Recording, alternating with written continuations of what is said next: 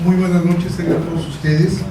Este miércoles 28 de mayo, dentro del Foro de la Sequía en Jalisco, tenemos el placer de recibir a nuestro invitado, al maestro Norberto Álvarez Romo, quien, continuando con este ciclo de conferencias y exposiciones, presentará esta noche su conferencia titulada El agua y la sequía, una visión ambiental.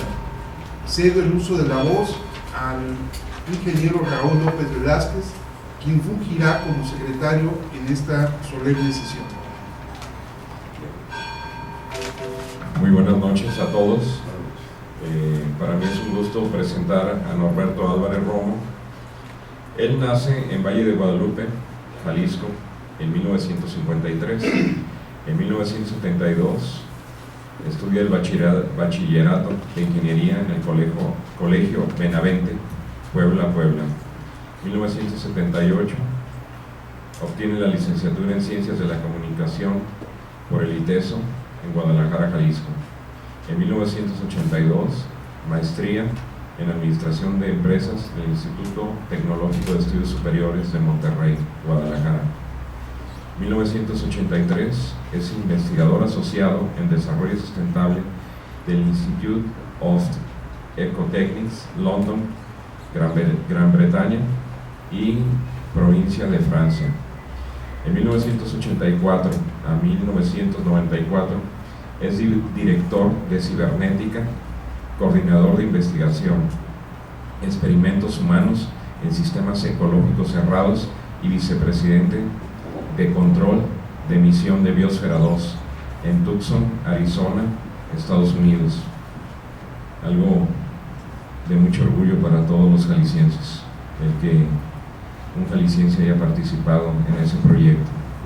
1995 es investigador asociado en Desarrollo Sustentable Las Casas de la Selva del Instituto de Ecotécnicas de Puerto Rico, con Sinergia Ranch en Santa Fe, Nuevo México, Estados Unidos.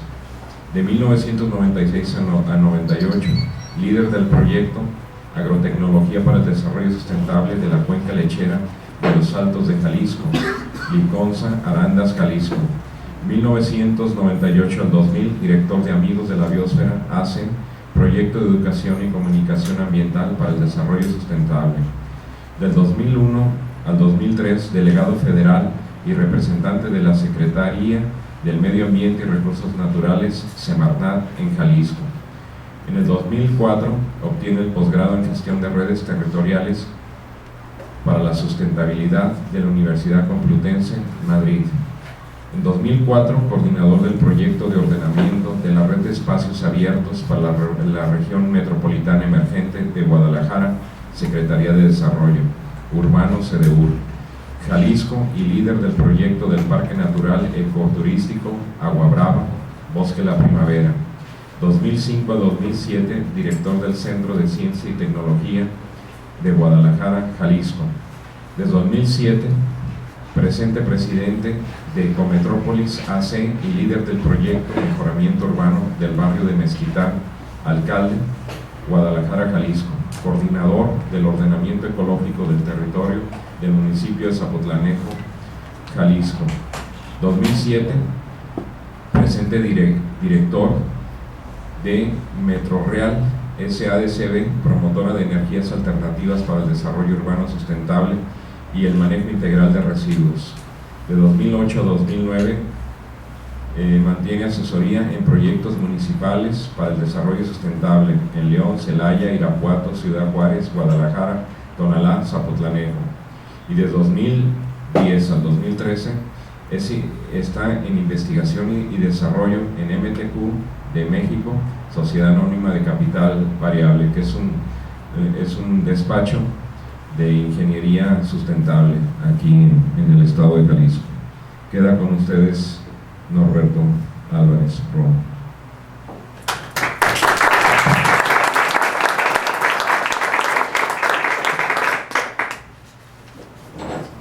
Sí. Yo creo que hay que buscar. Muy bien.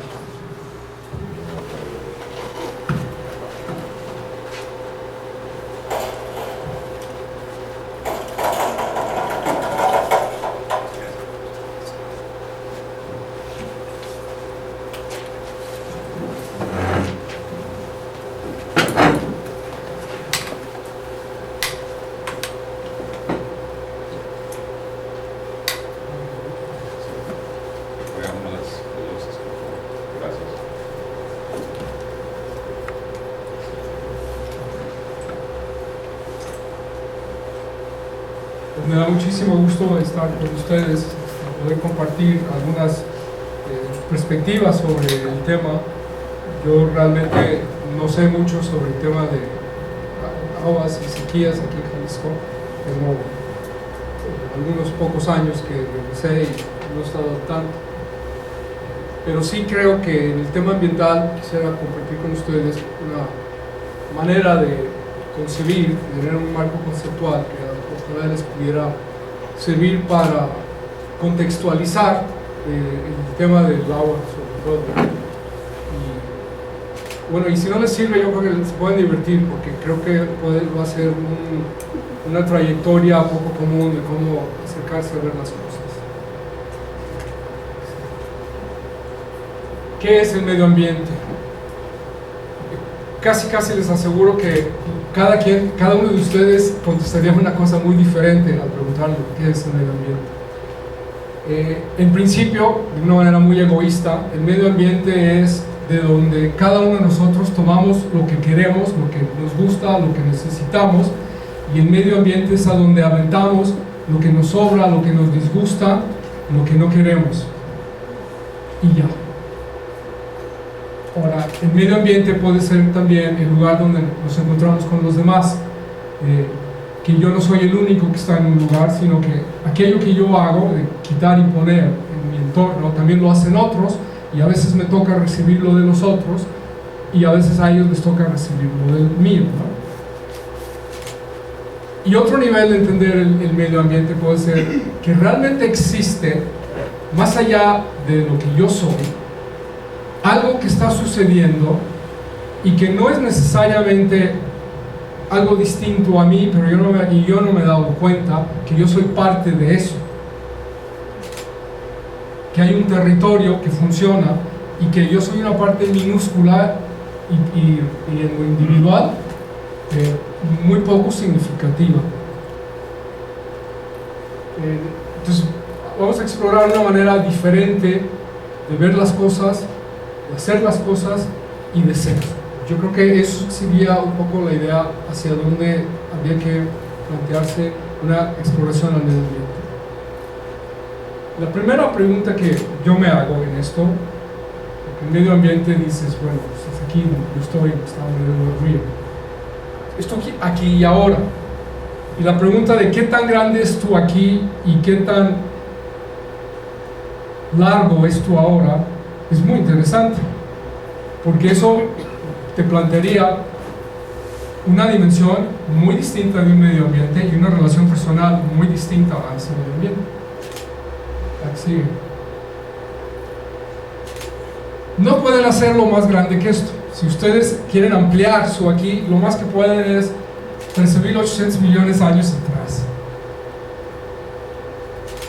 Ese es el aquí y el ahora. En ese momento se da seguramente ustedes, por ser la sociedad, pues han estado muy al tanto del tema del Big Bang. Pero una cosa interesante es que en una fecha muy explícita,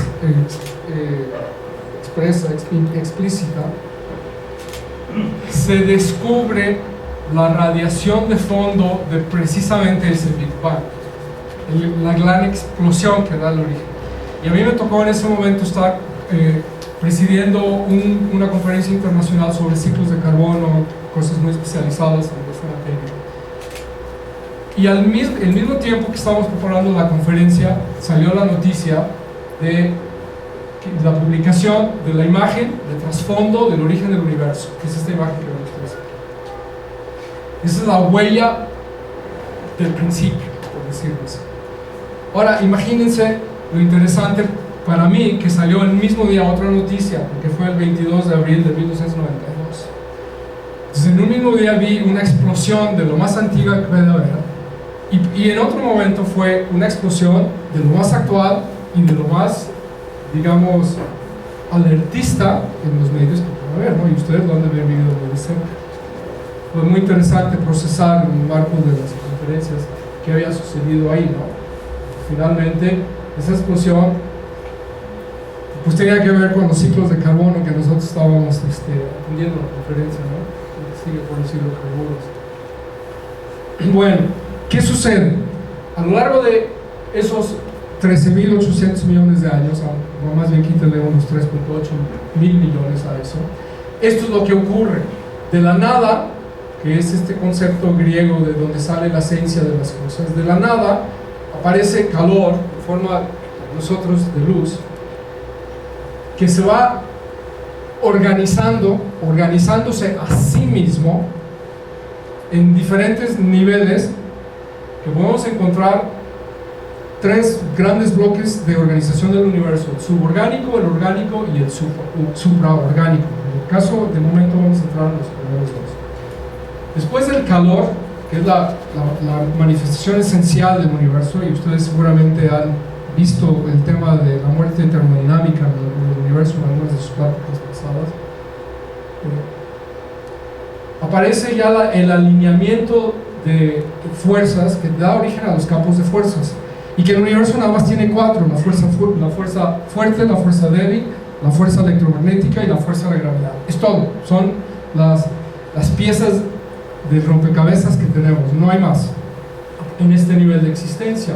Que a partir de esas cuatro fuerzas aparecen partículas que llegan a formar la esencia de los átomos, y con tiempo después se forman ya las moléculas con sus cristales, y luego ocurre algo. Así como hubo un Big Bang, podemos decir que hubo un pequeño Bang muy localizado en nuestro planeta, donde aparece la posibilidad de que aparezcan organismos y hasta comunidades ecosistémicas. Ahora, llego a esto porque normalmente cuando uno habla del medio ambiente, dice, pues es el medio ambiente natural, es decir, todo aquello que está funcionando independientemente de mí o de nosotros seres humanos, pero los animales, las plantas, los ríos, los vientos y las nubes, todo eso es el medio ambiente. Entonces, visto así, el medio ambiente llega hasta aquí. Sigue. ¿Y qué ocurre? Para que exista algo más allá de hidrógeno y helio, tiene que vivir una estrella todo su ciclo, y esa estrella tendría que agotarse, explotar de nuevo, implotar, explotar, crear una nebulosa, volverse a juntar, vivir otros más o menos 1.200 millones de años, volver a agotar su energía, implotar, explotar otra vez, y en esa explosión ya se va a dar en esos pasos la creación de la materia como nosotros la conocemos. Cuando nosotros hablamos de los fierros, o del sodio, del cloro, del oxígeno, todo eso, son cosas hechas en las estrellas, no existen antes. Es la única manera en que se ha fabricado materia, que son la base de los ecosistemas que vamos a ver ahora. Nuestra estrella, más o menos hace 3.000 millones de años, de hecho debería ser 5, sigue. Y de toda la pedacera que queda alrededor, se van juntando por las fuerzas de gravedad y las demás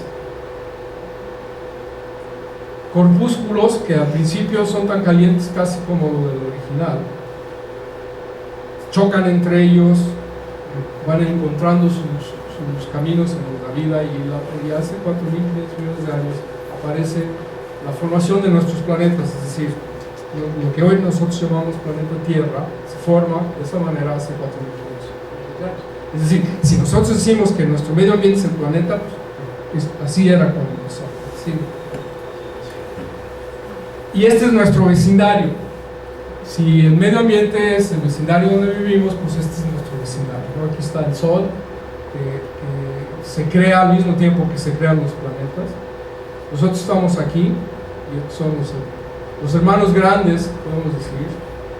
Yo fui director del planetario Severo Díaz Galindo, eso era quizás la única parte de mi currículum que me hubiera gustado compartir con ustedes, y noté que no estaba, ¿no? Y una de las cosas que ocurrió cuando yo era director, a me lo quitaron, y lo quitaron de la lista de los planetas, ¿no? Y entonces escribimos una carta pues, quejándonos, ¿no? Porque era una parte muy importante de la mística de los planetas.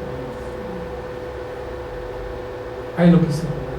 Y aquí estamos nosotros. Sí.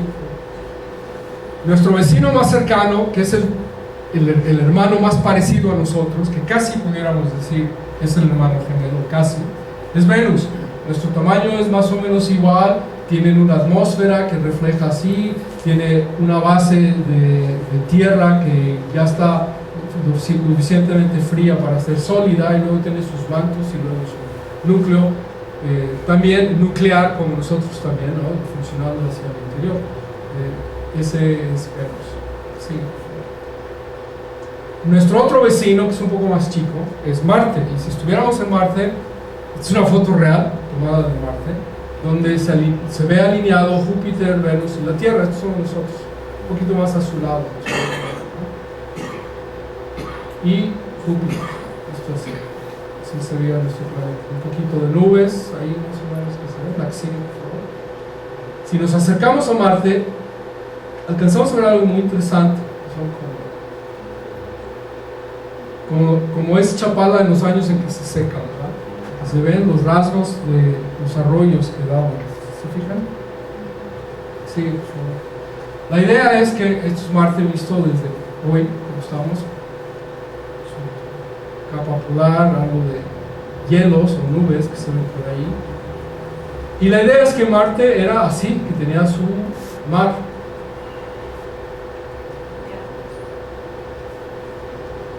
Sí, ya estamos nosotros. Bastante muy diferente a todos los demás. Lo que nos distingue, de hecho, es que somos azules. Lo que nos da el color azul es la cantidad de agua que tenemos sobre la superficie. Pero no nada más la cantidad de agua que tenemos sobre la superficie, sino la cantidad de agua líquida que tenemos sobre la superficie. Porque, como vamos a ver más adelante, pues hay diferentes maneras de tener agua, ¿no? Sí, bueno, y además, pues regreso, porque no solamente es el planeta Tierra, ahí estamos nosotros, ¿no? Sí. ¿De dónde viene el agua sobre el planeta? Bueno, hay varias teorías, varias maneras de interpretar los datos que llegan. Son múltiples y lo más seguro es que todas tengan algo de verdad, ¿no? Hay la teoría de que el agua llega una vez que se enfría un poquito más el planeta, llega por cometas, que son los cuerpos astronómicos que tienen más agua, hielo. De hecho, lo que vemos nosotros ahí son las tiras de hielo saliéndose cuando con la velocidad se van desprendiendo, o que llega por asteroides, que son pedaceras de hielo flotando que quedó cuando la estrella nace, explota y luego vuelve a renacer. Pues, en lugar de Sol, nuestra estrella debería llamarse Fénix, surge de las cenizas. Y este es un mapa de asteroides que ha pegado sobre el planeta y que son rasgos de cómo pudo haber llegado también mucha del agua que nosotros tenemos y haber pegado ahí. Otra es que de los mismos procesos químicos y físicos del planeta fueron surgiendo, junto con, aquí se ven todavía algunas grietas volcánicas, junto con el proceso de enfriamiento, había otros procesos concurrentes que fueron dando agua y que finalmente, al enfriarse, ya empieza a conformarse con agua que incluso puede ser liberada desde profundidades que estaba vaporizada. Muchas ideas, ¿no? Como que no sabemos exactamente dónde viene el agua, pero tenemos muchas ideas de dónde sí pudo haber llegado, y además sabemos que sí. Entonces el agua es H2O. Nosotros compartimos el sistema nuestro medio ambiente. Deberíamos reconocer algo que lo vemos a diario casi, que es la luna. ¿Se acuerdan que hablábamos de las fuerzas, 4 fuerzas? Pues una de las fuerzas que nos afecta a nosotros en nuestra vida es la fuerza de gravitación de la luna, que hace mucho menos. Sí. Aquí pongo unos datos que son muy conocidos, ya lo más seguro es que ustedes los puedan conocer, pero es el proceso de enfriamiento que se ha visto desde que nace el Sol, más o menos, a cuando empieza a haber rasgos en la Tierra y hasta más o menos hoy, ¿no? Entonces estábamos calientes, luego se enfrió y en general nosotros somos un planeta a partir de más o menos 3.5 mil millones de años. Esto es muy interesante. algo ocurre aquí, algo que se enfría mucho, que pudo haber sido una, un gran depósito de agua que se dio y provoca una cubierta de mucha nube que refleja mucho sol, y el sol también se enfría. Pasamos por una etapa de mucho frío y luego empezamos a calentar. Sigue, por favor. Y ya en otra escala de hace 450 millones de años hasta ahora, podemos encontrar aquí una serie de picos de temperatura. Son diferentes fuentes de estos dos, de fuentes de la Antártida. Este es un proyecto ruso, este es un proyecto europeo, y es una valoración del volumen de hielo que se da, y calculan cómo era el hielo en el planeta y cómo eran las temperaturas. Es muy interesante, ¿no? Hielo. Hace rato hablábamos de la importancia del agua líquida, ¿no? Lo que sigue. Es otra muy interesante. Tiene que ver con la evolución del oxígeno en el planeta. Cuando nosotros nacemos virtualmente sin oxígeno. Es un planeta que principalmente tiene dióxido de carbono y quién sabe, nitrógeno y otras cosas. Y en algún momento algo ocurre. Algo ocurre, podemos decir que pudo haber sido vinculado al pico o el valle que vieron en la gráfica anterior. Un gran depósito de agua que empieza a modificar cómo está funcionando, y más o menos aquí es donde empiezan a verse los primeros rasgos de vida sobre el planeta. Y revisamos eso, y al ir creciendo la vida, sobre todo fotosintética, se va aumentando el oxígeno. Son dos fuentes diferentes, estas dos, para que tengan una idea de diferentes versiones que hay. Pero es obvio que hay un pico y luego baja. Hay un momento en que sube el oxígeno, baja y luego vuelve a subir. ¿Y qué ocurre ahí? Es otra cosa interesante. Pero además, estas dos secciones, estas flechas aquí, ocurren más o menos como 3, 4 o hasta 5 veces en la historia de nuestro planeta, algo que se llama bola de nieve. Bola de nieve, la que sigue. En muchos momentos eso pudo haber sido como parecía en nuestro planeta. Entonces, un poco con lo de ayer, no necesariamente el cambio climático es malo para el planeta, porque cuando no hay suficiente calor, podemos ver cómo podemos estar.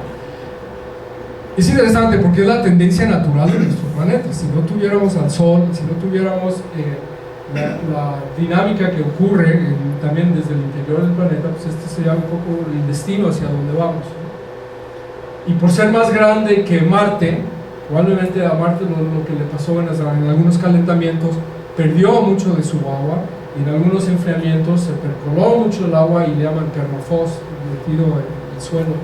Nosotros lo veríamos así, que es muy parecido a varias lunas que tiene el sistema solar, que tienen mucha agua, muy parecido a nosotros. Sigue, bola de nieve. Y es una imagen que hoy por hoy existe aquí en el planeta, ¿no? Y es la idea de cómo a veces llega a ser una bola de nieve y luego se deshace, vuelve a ser varias veces, ¿no? Sigue, por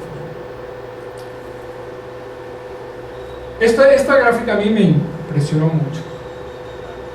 Si presumimos que somos esa canica azul del espacio, que es planeta más bien azul o planeta agua, la verdad, menos del 1% de la masa del planeta es agua. Tenemos una gran suerte de que esa agua que tenemos está bastante bien distribuida y nos da las características que nosotros vemos. De hecho,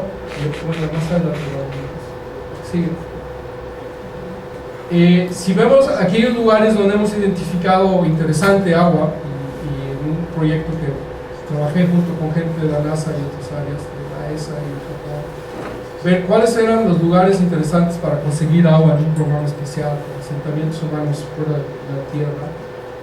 Podemos encontrar que en Europa, vean la proporción aquí, es quizás el lugar donde mayor proporción de agua existe. Es una de las lunas de Júpiter. Titán, un poco cuestionable, por eso no está en verde.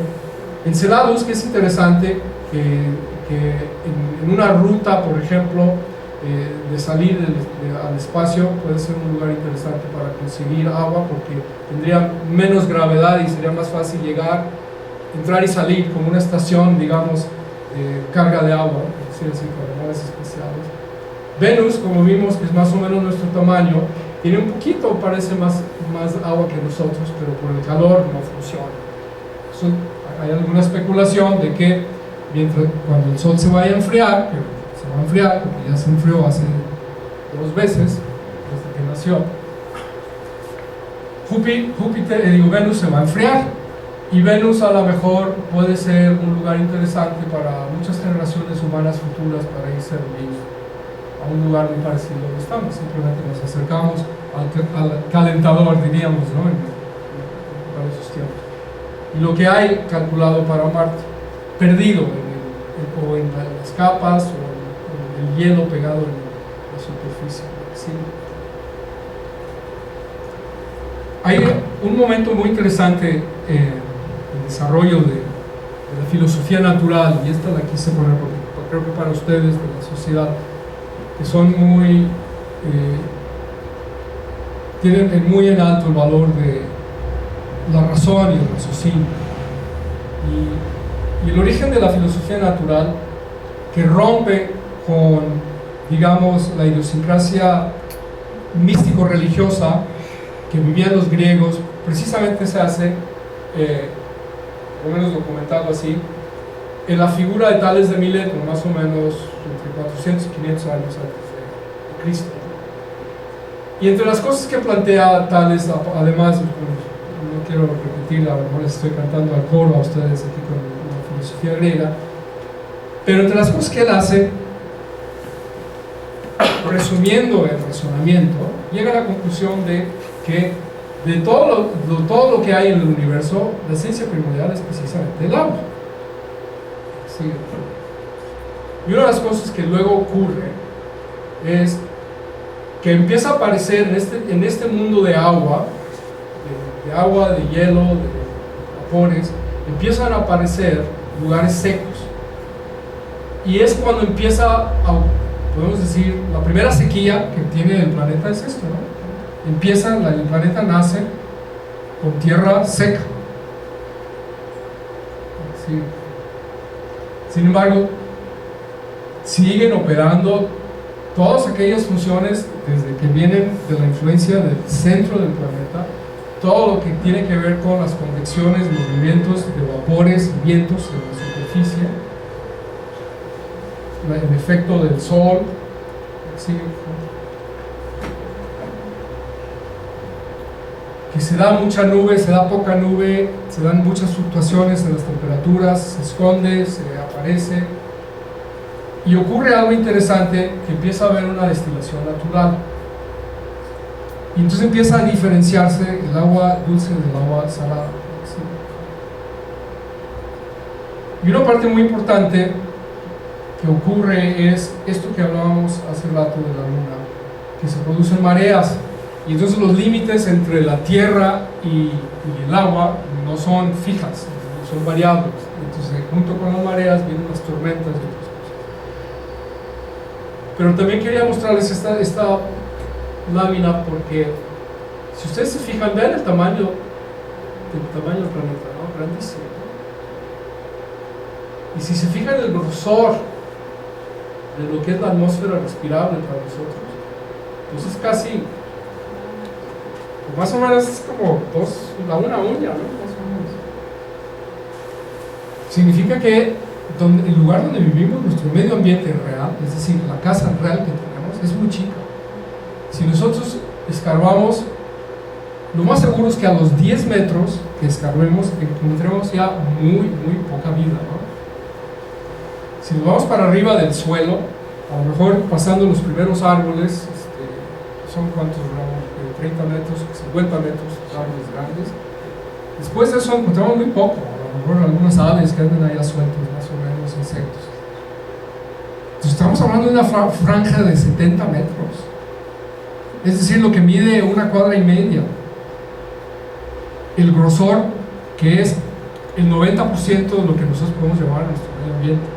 Obviamente podemos ir más, Podemos escalar quizás hasta Monte Everest, estar a los 12.000 metros, pero mucha gente requiere ya máscaras de oxígeno para estar ahí. E incluso si entramos a cuevas muy profundas de 1, 2 o 3 kilómetros, también ocuparíamos a veces máscaras de oxígeno. Entonces nuestro medio ambiente natural es muy chico. Cuando se dice hay que salvar el planeta, olvídense, no es el planeta es muy grande y tiene su propia dinámica. Es esta envoltura que es casi, imagínense, no la cáscara de una naranja, porque la cáscara puede ser gruesa, nada más la parte naranja de la cáscara, que es donde podemos vivir, si fuera posible. Bueno, y a pesar de todo eso empieza a ocurrir algo.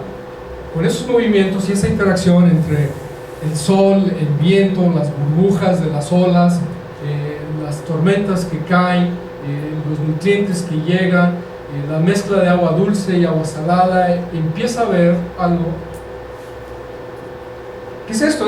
Este es un estrato de Australia de algo que tiene 3.5 mil millones de años. Se calcula que más o menos 3.8 es el espécimen más antiguo que se ha encontrado de vida, pero el que se ve que está de plano ya funcionando como vida es este.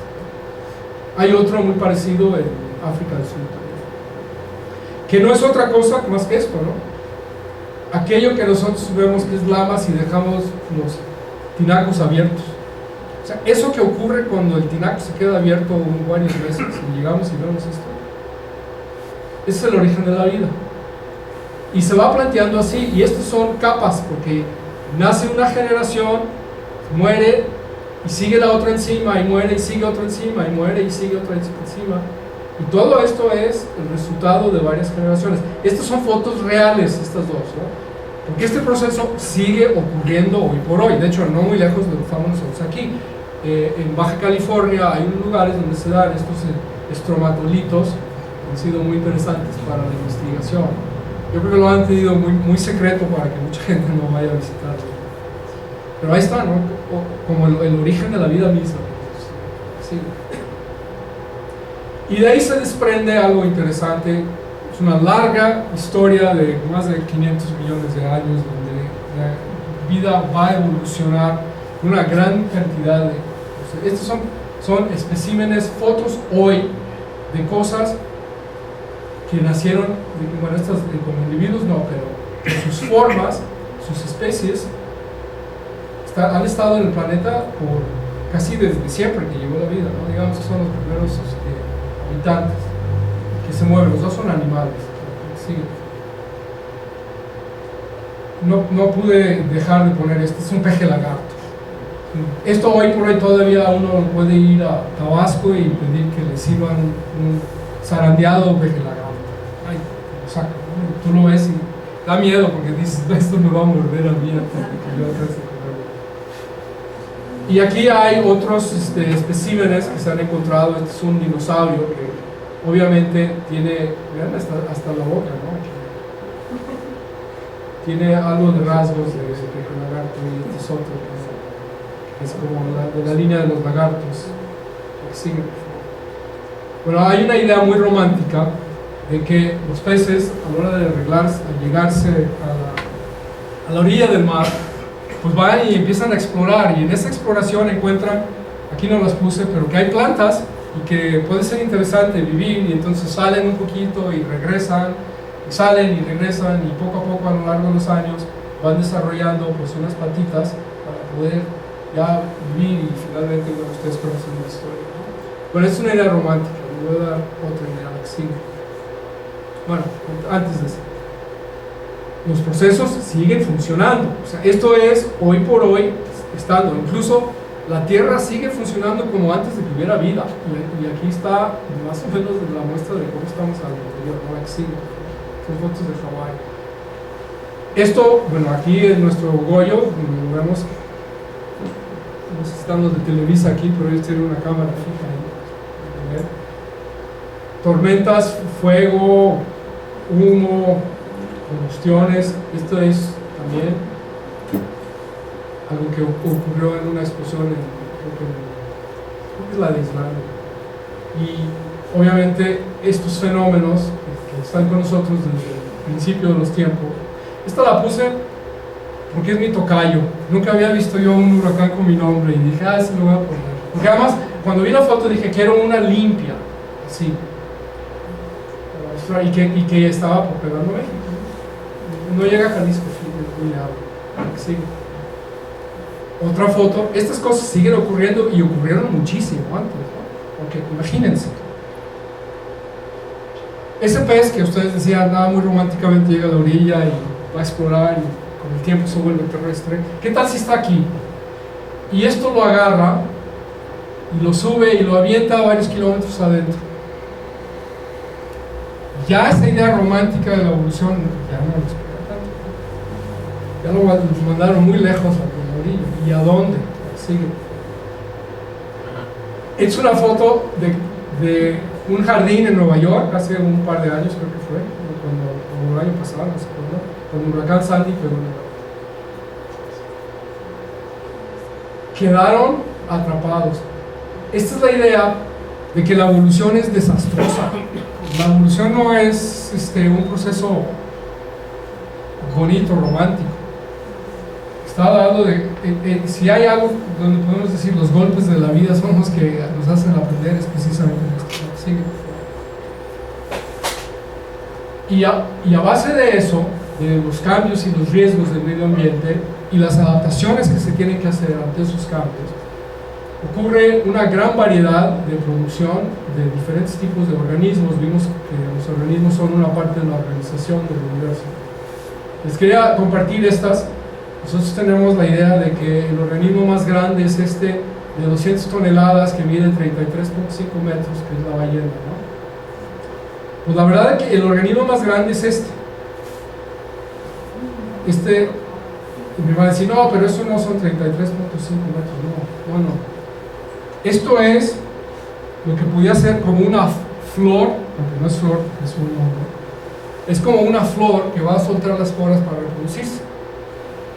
Esto es como si nosotros tuviéramos, por ejemplo, una espinilla y que a través de las espinillas nosotros reprodujéramos.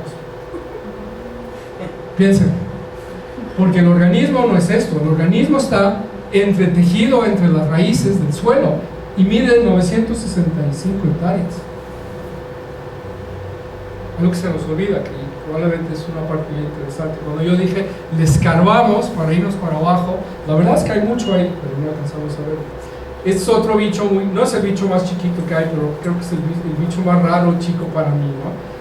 Porque parece que fuera un robot que está funcionando. Es más, si nosotros hiciéramos un robot para ir a un lugar que fuera como la Tierra, y lo haríamos así.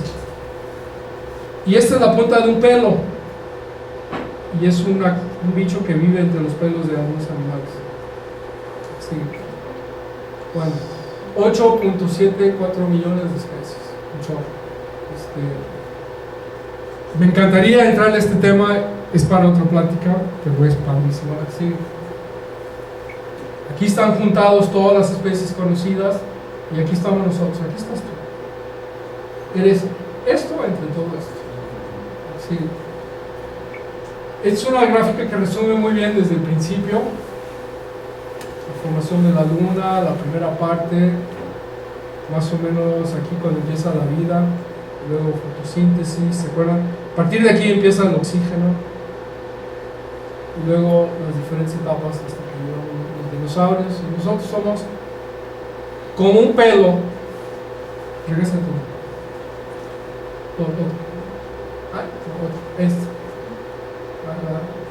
La del animalito es este. Si este es un pelo, en esa lámina que nosotros vimos ahí, eso somos nosotros. Es el lugar que ocupamos, lo de un pelito. Sigue, por favor. Bueno, en resumen, ¿qué ocurre cuando hay muchos organismos? Se prende la lámina, aparece el organismo, luego hay poblaciones. ¿Por qué? Porque los organismos se reproducen entre los suyos, y esas son las poblaciones, los grupos, pero los diferentes grupos o poblaciones forman comunidades, o comunidades ecosistémicas, como dicen ustedes.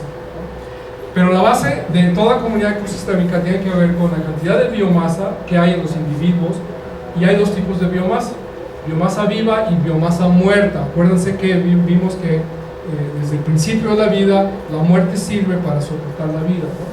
La biodiversidad, que es la gran cantidad de información genética que ha estado acumulando esa comunidad, y un elemento bioenergético que significa que cómo está la estructura de transferencia de energía desde quienes hacen fotosíntesis, toman la energía del sol, que sirven de alimento para los primeros consumidores y luego segundos consumidores, o para toda la escala o red trófica de alimentación que existe, ¿no?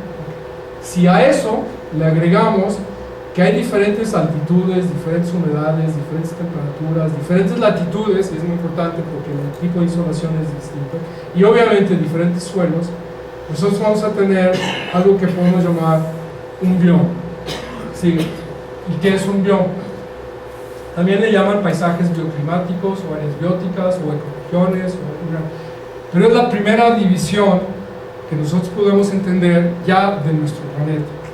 Entonces, si hemos de ser más quisquillosos para definir nuestro medio ambiente, podemos decir, bueno, mi medio ambiente es uno de estos, porque en uno de estos vive gente como yo, hace cosas como yo, animales con los que yo convivo, que congeniamos muy bien, y se van creando estas regiones, biomas, que realmente son el rompecabezas o el mosaico de nuestro planeta.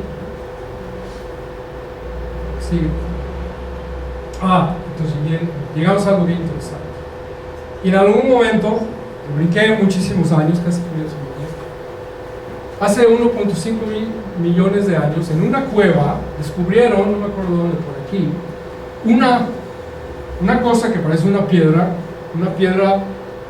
negra con manchas blancas, que resultó que era ceniza con huesos en una cueva.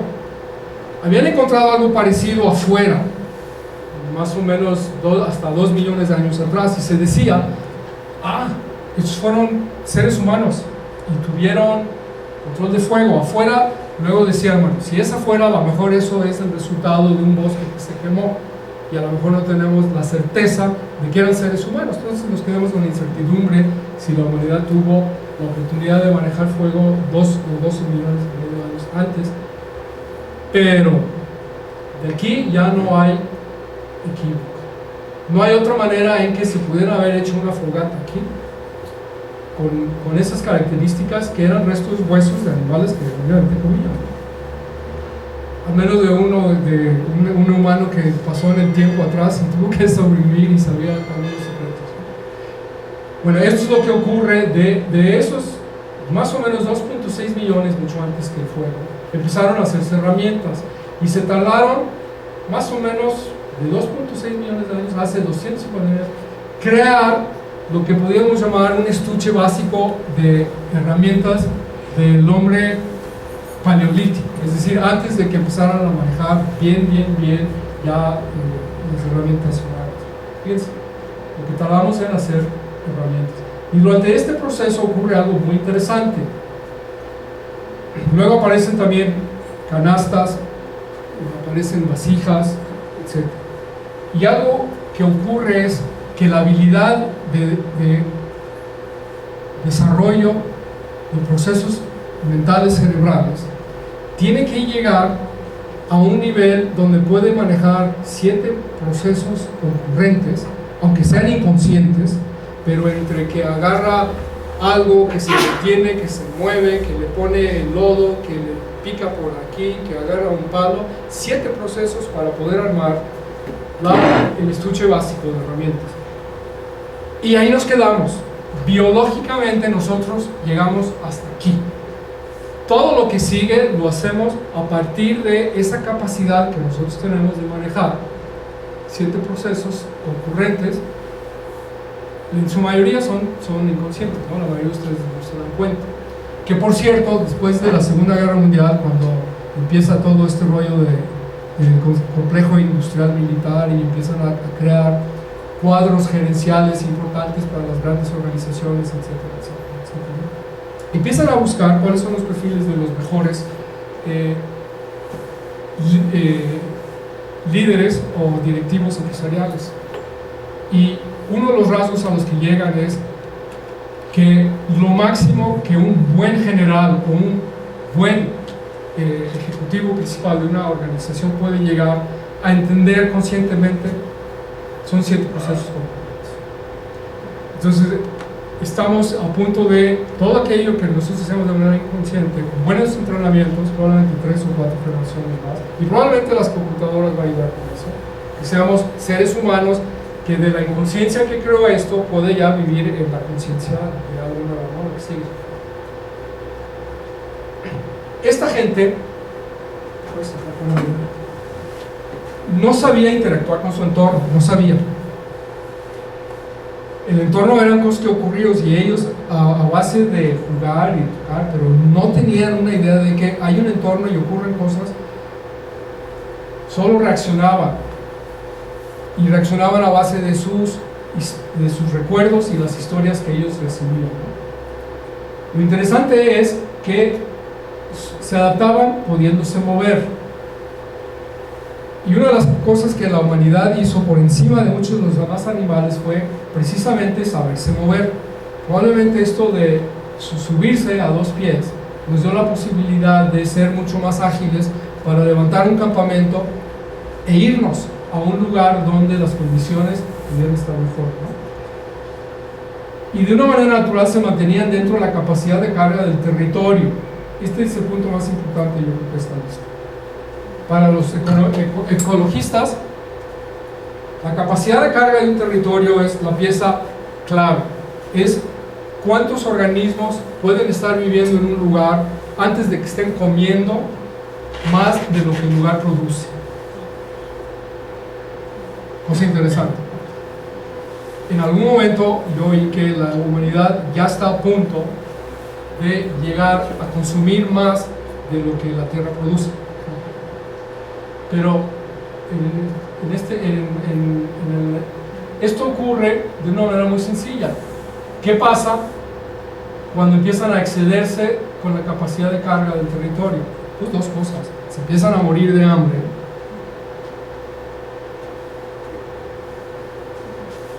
O se empiezan a morir de hambre. Hay algo muy interesante, que en los rasgos de quienes han estudiado la manera en que sobreviven, y generalmente es moviéndose. Es decir, si no hay comida aquí, se van a buscar comida a otro lado. Hay algunos que encuentran ríos, que son valles muy fértiles, y son más a gusto para estar ahí. Y entonces suelen enconcharse. Iba a dar un mal chiste de los primos que van y visitan a su familia, pero algo parecido. Empiezan a enconcharse en los valles y son tantos los que están viviendo en un valle que en un momento de los ciclos climáticos que les toca vivir, y entonces sufren mucho más. Les es más difícil moverse, les es más difícil confrontar las broncas de alimentos, porque seguramente los pleitos entre ellos han de subir muchísimo. Entonces se ha encontrado que los que han sido menos sedentarios han sido los grupos que han sobrevivido mejor hasta cierto punto. Esto estamos hablando en la antigüedad. El cambio y el riesgo eran el orden del día, en lo general. A lo mejor no tanto en los que se quedaban en los ríos, había menos cambio y menos riesgo, entonces se quedaban muy a gusto. Pero en general, todos los seres humanos que desarrollaron estas habilidades vivían en este mundo, minimizando el cambio, minimizando las cosas que cambiaban a su alrededor. Ellos minimizaban sus riesgos. Se daban cuenta que si ellos provocaban cambios, también estaban provocando riesgos. Y luego en este periodo se hace el desarrollo de la destreza de la relación de mano, cerebro y lenguaje, que produce luego lo que ya podemos ver a los humanos modernos, que ya son de hace como 50.000 años para acá. Entonces podemos completar nuestro esquema de organización del universo de la parte suborgánica, es decir, todo aquello que es la física y la química, digamos. La parte orgánica, que es la química orgánica y la biología poblacional. Cuando el nivel de destreza es tan desarrollado que empieza a interactuar con el medio ambiente de una manera que ya no es tan peligroso quedarse en un solo lugar. Y finalmente el concepto de ecumen, que es todas las civilizaciones que pueden convivir en un espacio que en el caso nuestro hoy por hoy todavía es el planeta Tierra, que en algún momento pudiera incluir otras cosas también. Sí. Entonces regresamos a esta idea de nuestros biomas. Yo quise regresar porque realmente estos son nuestros ambientes, son las características de nuestros ambientes. Si llueve mucho o llueve poco, o hay esto o hay aquello, pues es circunstancial, es como el clima del día, así como sale el sol y entra el sol, en los periodos cortos de pocos años. Pero esto es lo que es lo más estable hasta hoy en nuestro medio ambiente, en los biomas. Aunque hoy por hoy ya empieza a cambiarse, lo que sigue, por favor. Y empieza a verse eso. Dice, ok, obviamente ya no estamos hablando de biomasa, bioenergética, biodiversidad, sobre el sustrato del suelo, latitudes, humedades y eso. Aquí está ocurriendo otra cosa ya distinta. Sigue. Eso, la ciudad moderna. Ya para ser más específico, medio ambiente, su casa. Pues, alguno de estos puntos puede ser su casa, porque esta es la ciudad de Guadalajara. De hecho, una de esas, fíjate que no saqué una donde a lo mejor uno de los focos puede haber sido de afuera. O sea, así llegamos a entender el medio ambiente estable. Sigue. Les traigo estas también, que está interesante. ¿Cuándo vamos de tiempo?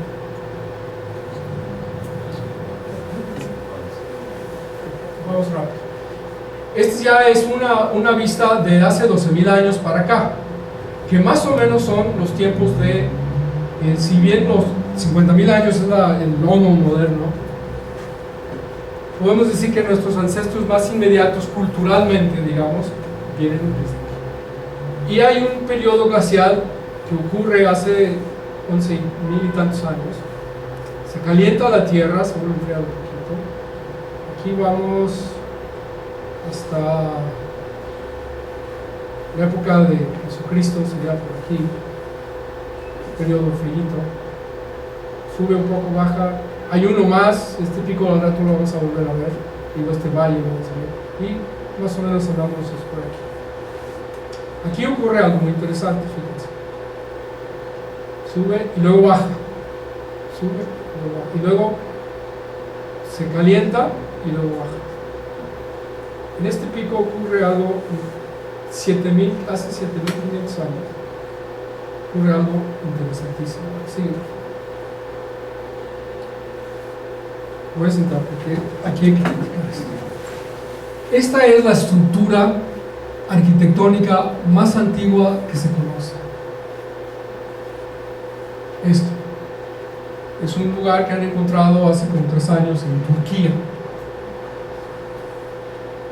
Antes que esto no hay nada que se conozca. Yo con los arquitectos que tengo la gran fortuna de poder trabajar, los proyectos que estamos haciendo, les mostré esto y ellos decían, es imposible que un ser humano, hoy, que un ser humano de la nada pueda hacer esto. Y con nosotros de la nada aparece esto. O sea, dice, es imposible que alguien que no sabe construir, que en el transcurso de su vida, y que en estos tiempos no viviera más de 35 años, pueda concebir y producir este nivel de detalle, que además no solo es esto, es toda una zona. Fíjense, es toda una zona. Esto es hace 11.500 años antes de Cristo, hace 13.500 años más o menos. Justo después de el fin de la glaciación que estamos viendo, ¿verdad? Y la idea que se tiene de los antropólogos y los arqueólogos es que es un recinto celebratorio, un recinto festivo. Antes de palacios monárquicos, antes de graneros provisorios, antes de casas, antes de templos a los dioses, se tienen lugares para fiesta. Es decir, el antro de aquel tiempo, ¿no? Muy interesante. Ahora, ¿qué se está pensando? Y todavía no se sabe, ¿qué se está pensando ocurrió aquí? Este es el lago Baikal, que es el cuerpo de agua dulce más grande sobre el planeta. Nos gana por muchísimo otros planetas. Este es el Mar Negro. Lo que ven en el azul extenso es el Mar Negro hoy. Esto que ven aquí es la península de Crimea, porque tanto están peleando los rusos y los ucranianos, ¿no? Lo que ven acá abajo es lo que se ve aquí, es la huella del Mar Negro cuando era agua dulce. Hoy por hoy es agua salada, porque está conectada por este camino. Este es Estambul, es por el Bósforo, está conectado ya con agua dulce. Y precisamente es el Mar Negro porque en algún momento hubo ese calentamiento de la Tierra. Si regresate a la baja, aquí. Este calentamiento de aquí hace que más o menos por aquí crezca el nivel del mar, y los movimientos telúricos hacen ese rompimiento y entra chorronales, como dicen, que no pueden imaginarse, agua ahí. Esto probablemente ha sido el cuerpo de agua dulce más grande que el planeta ha tenido, por lo menos que nosotros podemos encontrar, ¿no? Acuérdense que agua dulce no es cualquier cosa.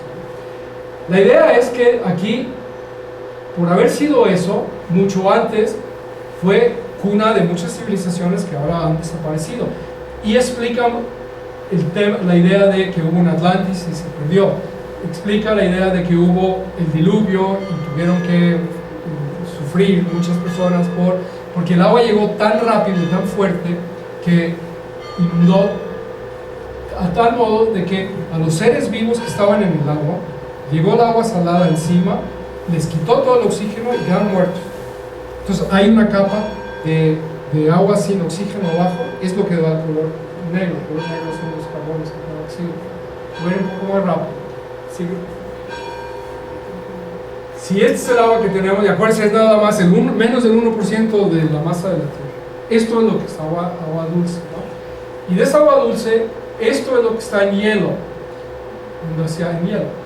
Esto es lo que está en acuíferos, y esto es lo que tenemos accesible superficial. Y de lo que es superficial, esto es lo que hay en lagos, en humedad en el suelo, el vapor, y aquí adentro de los organismos y los ríos. Esta es como la escalonada del agua dulce. Sigue. Y nos da eso, ¿no? Sigue. Y nosotros hacemos eso. Sigue. Para hacer eso. Sigue. En las primeras ciudades, el primer indicio de agricultura es en Jericó, y empieza hace alrededor de 10.000 años. Jericó de hace 10.000 años no sobrevivió, se murió como a los 2.000 años más o menos, y volvió a surgir hace como 6.000 años, Jericó. Pero son donde he encontrado los rasgos de agricultura más antiguos que hay, y se calcula que 200 personas pudieron haber vivido ahí, pero rompieron las reglas de sostenibilidad y desobediencia. Esta es la idea de cómo una ciudad va comiéndose el entorno para producir alimentos, y está interesante porque es debería ser como una báscula, ¿no? Que asusta, cambia de momento. Sí. Ahora sí, la ciudad más antigua que nosotros tenemos, que constantemente ha estado, es esta, Alepo, de hace 8.000 años. Curiosamente, muy también hoy por hoy en las noticias, que es donde se están peleando todos estos en Siria, es la ciudad más antigua. Aquí están las cunas de la civilización más o menos moderna, a partir de 8.000 años para acá. Curiosamente, fueron y se asentaron en los ríos. Aquello que los humanos no pudieron hacer en los ríos, ya lo pudieron hacer en los tiempos de las ciudades. Sí. Y hay algo muy interesante que ocurre si nosotros vamos a esos lugares de las cunas de la civilización, vamos a encontrar que hoy por hoy hay muchos desiertos ahí, porque finalmente no es cierto que sobrevivieron, aunque esté Alepo ahí, digamos que es antiguo, muchas de las otras ciudades no sobrevivieron. Y algo ocurre hace 2500 años en Grecia que generan una idea que es apoikia, que significa apo-oikias, más allá de oikos es la casa, más allá de la casa. Entonces ellos vuelven otra vez a esta idea de la capacidad de carga, porque sobre todo, si ustedes se fijan, son islas o son rincones de tierra, y entonces tienen que establecer ciertos criterios para su reproducción y crecimiento. Entonces lo que queda muy claro es que las reglas son: no se puede exportar animales, quesos, olivos, aceite, cereales y trigo. ¿Por qué? Porque lo necesitamos aquí. Y si ustedes quieren mercadear, economizar, si alguien quiere hacer negocio, que hacían los fenicios, no los dejaban. ¿Por qué? Porque no nos alcanza. Luego, eso en las restricciones del manejo de sus productos.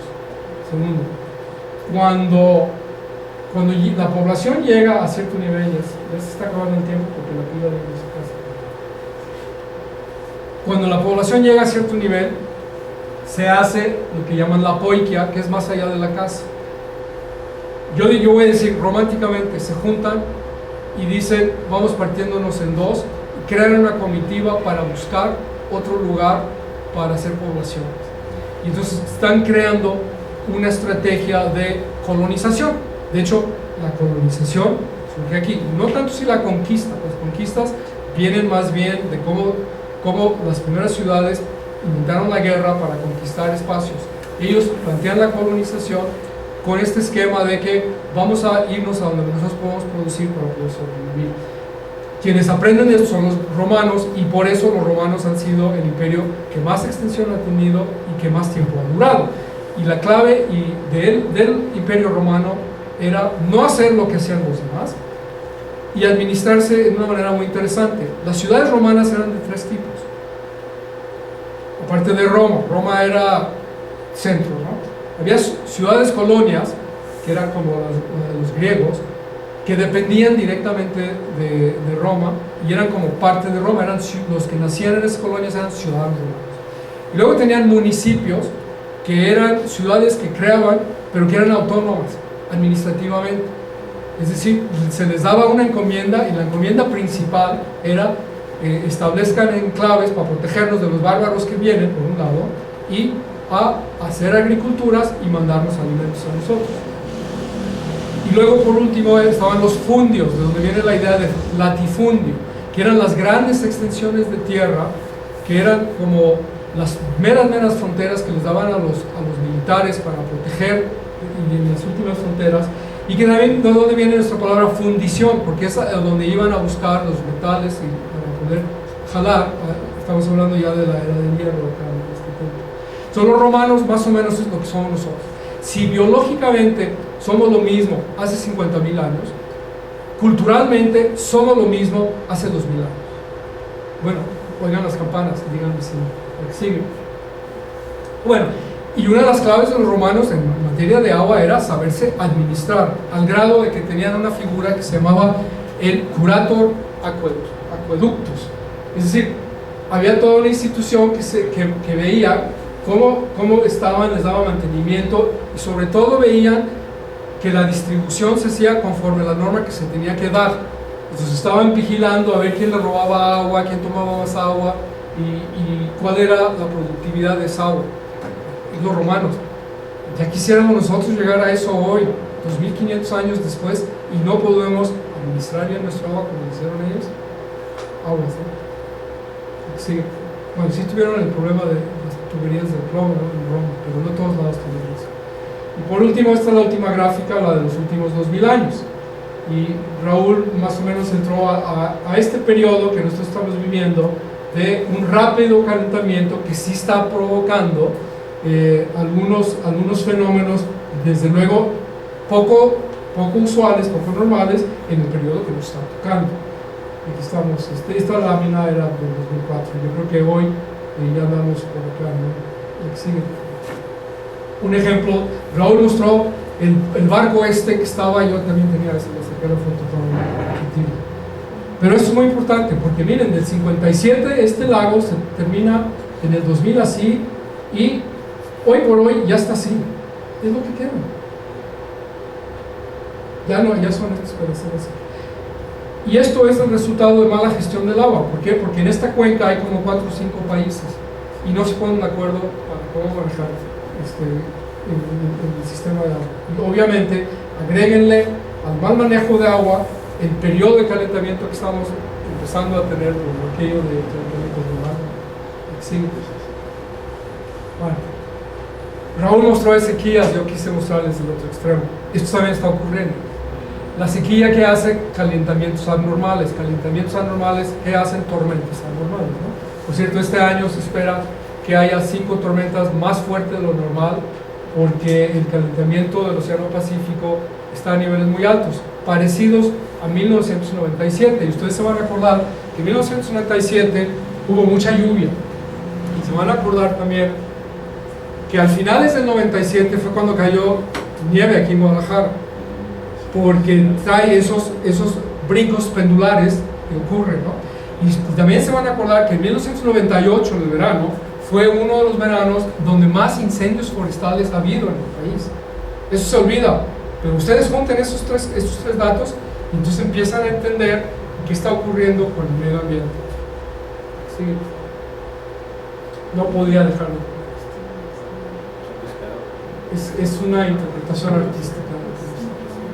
Sí. Más cerca de nosotros, Michoacán. Una chulada. Yo me acuerdo de Michoacán desde siempre que era una chulada. Lástima que esto ya no existe, pero era una chulada. Sí. Vamos al territorio nacional. ¿Sabían que México es más agua que tierra? Más de la mitad del territorio nacional realmente es agua.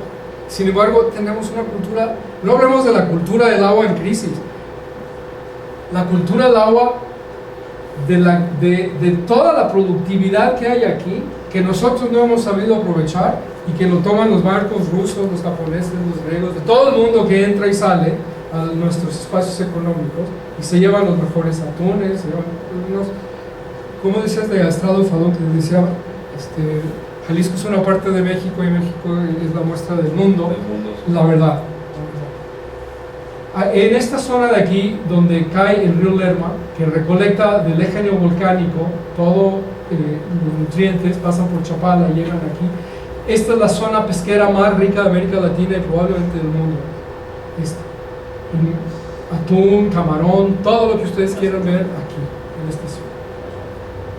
¿Y qué cultura acuática o marítima tenemos? Casi se sigue.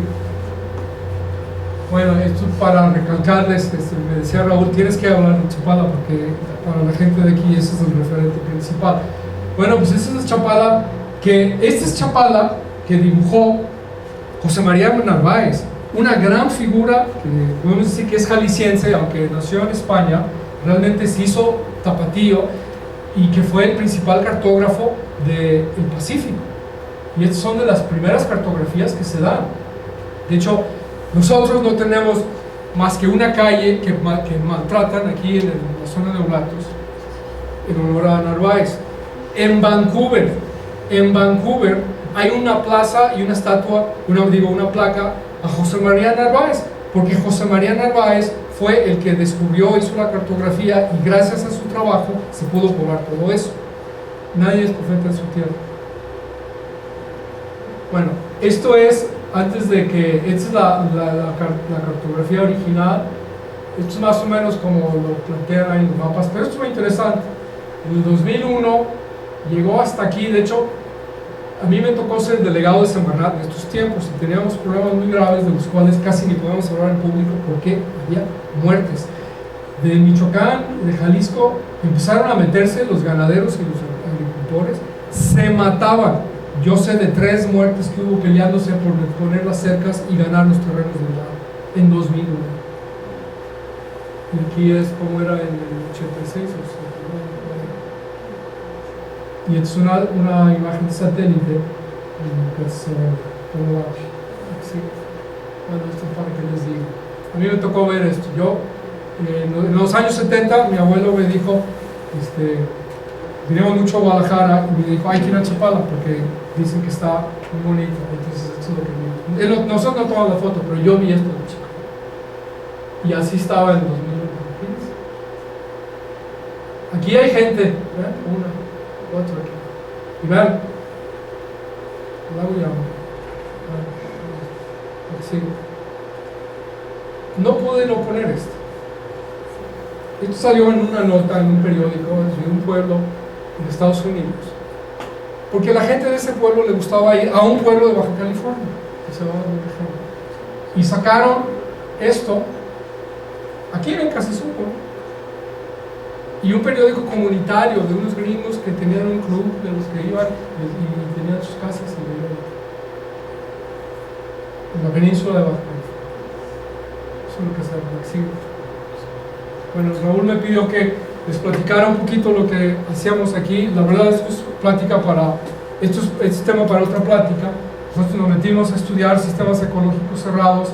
Les voy a resumir para entender cómo son estos procesos de gases líquidos y sólidos, con insolación, con suelos, todo aquello que vieron en aquella lista de biodiversidad, bioenergética, etcétera, etcétera. ¿Cómo pudiéramos nosotros entender eso para encerrarnos en un espacio y vivir autónomamente para poder quizás hacer un asentamiento humano en la Luna o en el espacio, entender mejor cómo funcionan los sistemas ecológicos? Esto lo dejamos para otra plática, lo que sigue. No podía irme sin poner esto. Albert Einstein: ningún problema puede ser resuelto en el mismo nivel de conciencia en el que se crea.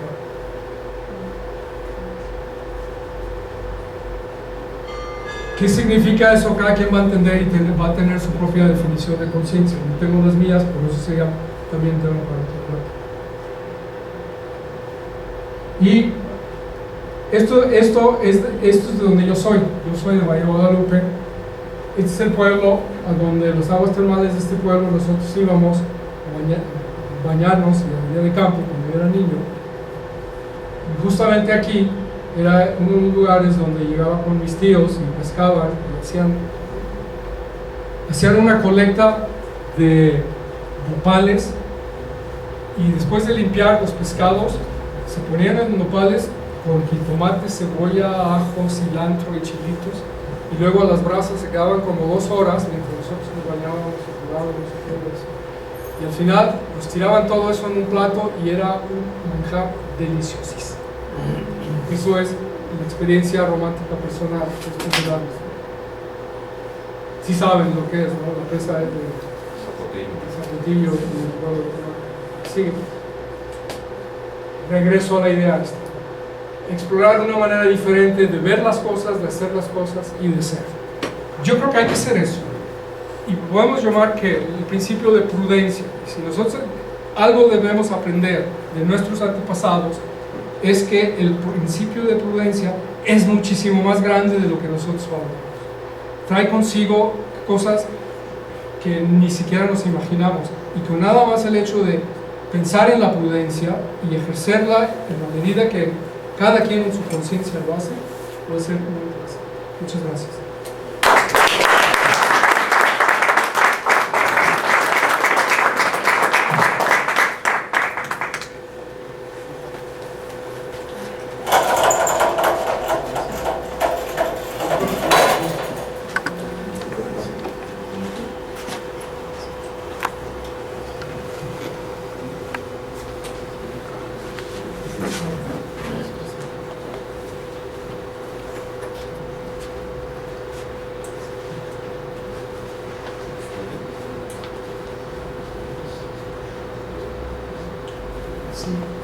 En novio de tiempo vamos a admitir un par de preguntas. Quería preguntarle, me toqué mucho acá para el sur de Jalisco, acá cerca de Ciudad Guzmán, y estuvo Atenquique ahí, creo que sigue todavía, pero ¿cómo se permitió ese daño, por ejemplo, a toda el área de Nevada, de Colima y todo eso? O sea, se devastó completamente, se permitió que se devastara, o sea, dinamitaban, hacían caminos para devastar todos los árboles, todo se tumbó, o sea, es increíble. Y ahora se está haciendo en esa misma zona enfrente, arriba de San Andrés Islán, allá atrás de Ciudad Guzmán, todo eso, se está tumbando lo que es árboles pinos para sembrar aguacates. ¿Qué impacto tiene eso? Pero ¿cómo se permite? O sea, lo raro es cómo se permite. O sea, usted que está enterado en esta situación. Mira, el impacto no sé porque no lo he estudiado. Pero ¿cómo sucedió? Sí sé un poquito, pero yo creo que no me toca a mí decirlo porque, fíjense qué coincidencia. Mi primer trabajo, después de que terminé la maestría en administración, fue a hacer una asesoría con el gobierno del estado en lo que era el área de promoción económica y cosas así. Y precisamente el primer tema que me tocó ver fue el tema de Atenquique. Y mi jefe de aquel tiempo es el señor que está ahí atrás, así que pregúntenle a él. Ya apareció. Eso lo podemos dejar para otro rato, es muy grande el tema. O si causa controversia, no, mejor. No, controversia no, pero para realmente contestarte bien necesitaría otra conferencia. Exactamente lo que decía Einstein, ¿verdad? No se puede analizar una cuestión, un problema. Lo que comentabas sobre... Y lo del cambio de los pinos por aguacates, por ejemplo, dicen que los aguacates requieren agua y el pino hace que se absorbe el agua en el subsuelo. Mira, otro tema, yo además fui delegado de la Semarnat y a mí me tocó tener que atender los temas estos, ¿no? De dar los permisos de aprovechamiento forestal, también participar en los procesos de cambio de uso de suelo y luego la reincorporación agrícola y agropecuaria a esos. Te puedo decir que algunos estaban bien, la mayoría no. ¿Qué más te puedo decir? Luego que si investigan mucho y encuentran mi firma, pues van a saber por qué. Muchas gracias.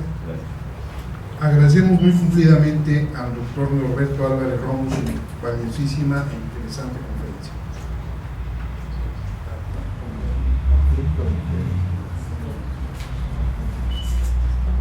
Bueno, en este sentido, pues, la verdad tuvimos la fortuna de ver,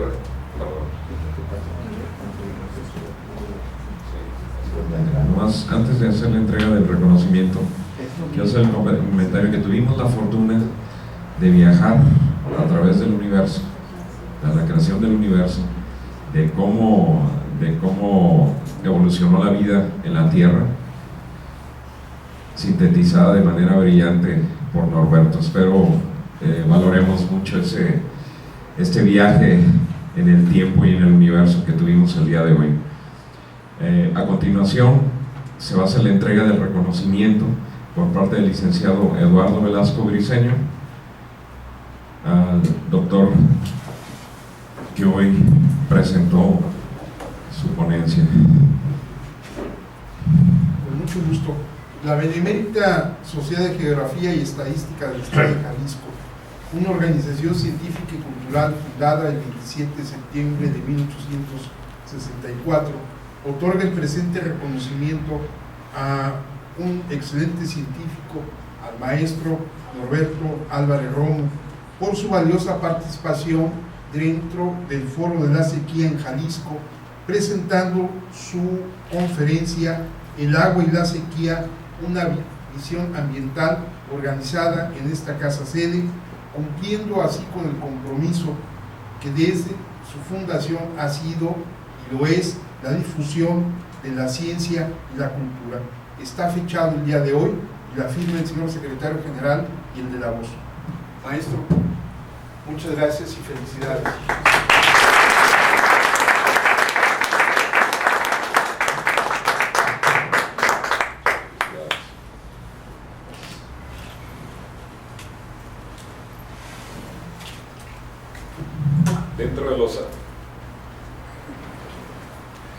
Dentro de los avisos que tenemos es que continúa esta semana con el foro La Sequía en Jalisco.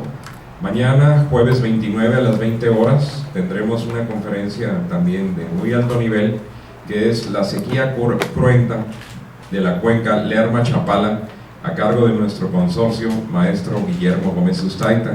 Interesantísimo este documento de lo que ha venido ocurriendo en Chapala y sobre todo las consecuencias que tuvo en los años 50 y que nos pueden servir como antecedente que debemos de tomar en cuenta en el presente y en el futuro.